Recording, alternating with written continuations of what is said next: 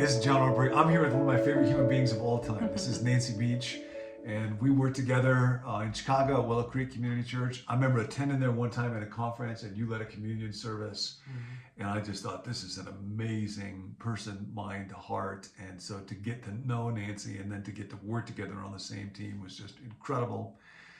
We're hanging out in Colorado with Jimmy Lambiato and Nancy, her husband Warren, and my Nancy, who is also Nancy Lee Ortberg and Nancy Lee Yep. Beach.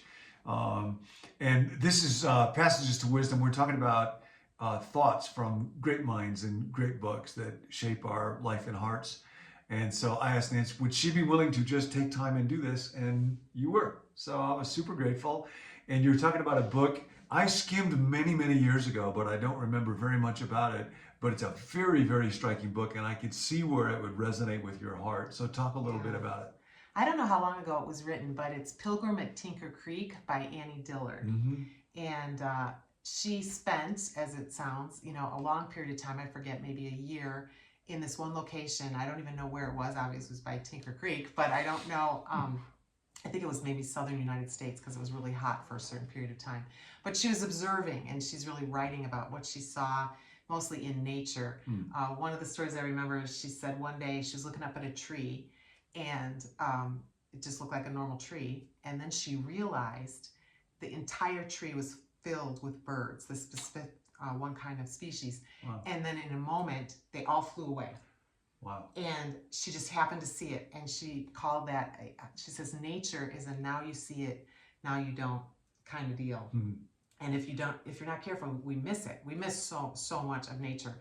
But my other favorite story is she grew up in Pittsburgh, and she says that when she was about 6 years old, she had this odd compulsion to hide pennies.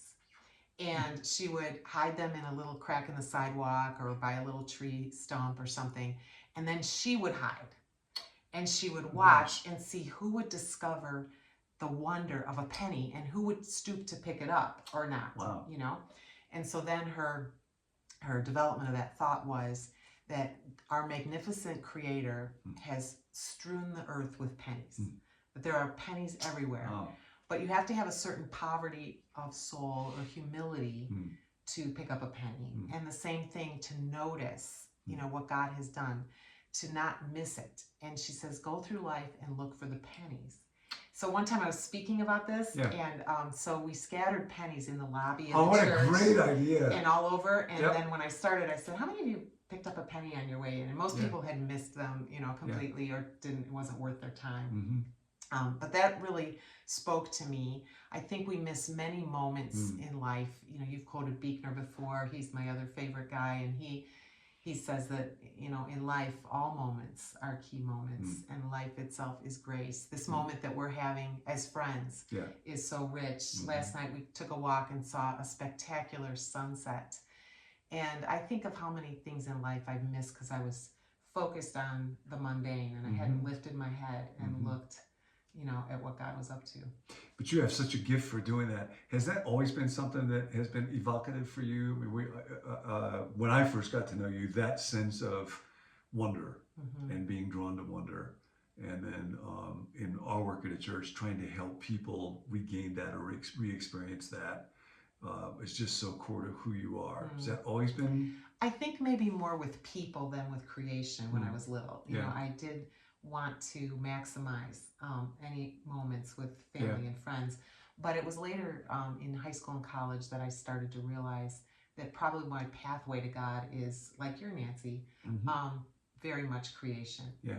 And there's a sense I have of God's presence when I notice what He has made that is at a level that's it's so rich for me. So living in Chicago, where creation is mostly under the curse for 10 months a year, you gotta hunt. How do you incorporate that? And for people that are watching this that think, I would love to find more pennies in my life, not sure how to do it, or I feel too burdened, or I'm worried. What are the kind of things that you do to incorporate that mindset of looking for pennies and wonder?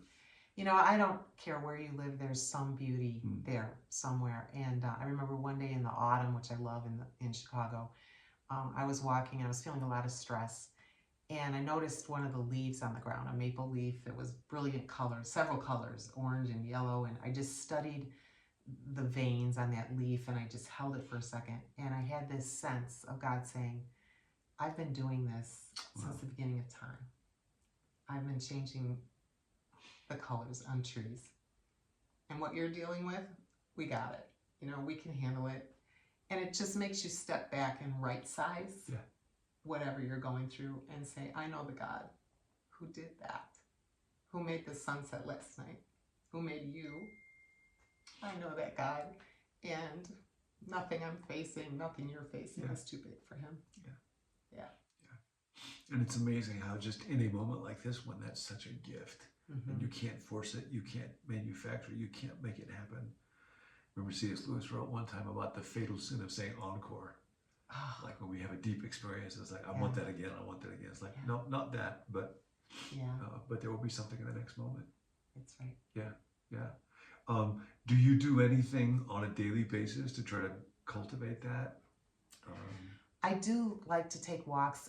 We have a little dog, and lately, midday, I kind of do the dog walk duty, and it's only 15 or 20 minutes, but it's in the middle of other work, and so it's a good moment to just kind of notice and look up at the sky. I think there's a reason in the Psalms it often says, lift up your heads, you know, look up, see what you're missing. The other night, there was a blue moon, whatever that means. It was like a magnificent full moon. And I missed it. I found out the next day on the Today Show had all these pictures all over the world of this moon, you know, and oh darn it, you know. So it's taking walks. That's a big part of it.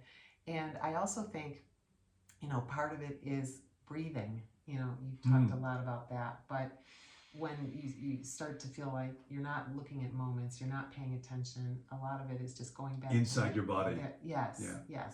Your shoulders get tense, whatever. It's just saying, okay, have I taken any deep breaths lately? I've been experimenting with meditation. I'm really bad at it. You know, not that it's a big achiever thing, but for me, everything is. So like, that's right. It's all competition. I'm not a good meditator, but I'm doing about 10 minutes in the morning, and I just breathe. And when I get all these thoughts, what I have to do next or something, I just try to go, oh, there's a thought, and just come back to the breathing and to the gift of being alive. Just say, I'm alive today. And that's always been a part of your sense of calling for the church. What is it about the church that either excites you in a way that it puts people in touch with God's goodness and beauty, or frustrates you for how much more it could have than it doesn't? Yeah. You know, we always used to ask ourselves, was there any kind of moment in church today? And I don't think it's all about, you know, checking off the list of what has to happen in a gathering.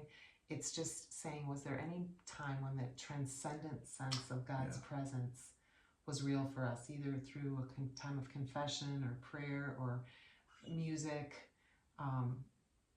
the beauty of what's up front, whatever that is, and whatever style of church you go to, there can be beauty, you know, and then being together. And there can be moments just in that. But I get sad when I go to church, and sometimes it's been services I helped create, when I say, no, we were in our head the whole time. I'm not really sure there was a moment where we felt God say, here I am. You know? I think you talked about this once in the message, the line from Our Town. Yes. When Emily has died and gone to heaven, and she's looking back, and then she asks that question, oh, earth, does anyone realize how wonderful you are? While they're in it. What's that? She says while they're in it, as opposed to, you know, later when we're in heaven. You know, do we get it while we're here? Yeah. Well, this is a moment when we can do that. Would you take a moment and say a prayer for folks that are tuning in and help us to let go of what's ever in our bodies and be available to God? Absolutely. Gracious Father, magnificent Creator. First, I want to thank you for this little community that's formed, for leading John to assemble some of us virtually and to be able to talk about matters of the heart and soul. Thank you for that, and thank you for him. And God, I just pray that we'll pay attention, that we'll notice the pennies that you've scattered all throughout this earth, that we'll celebrate the detail of what we see and the beauty of what we see. You weren't a utilitarian God. Everything didn't just have to have a useful function. You obviously care about beauty. So help us pay attention, lift up our heads, look up at the sky, look in one another's eyes, and really see each other, and really listen to one another, and treasure this one and only life we get while we're in it. We pray these things in the name of Jesus. Amen. Thank you. Thank you. Look for pennies. Yeah. See you tomorrow.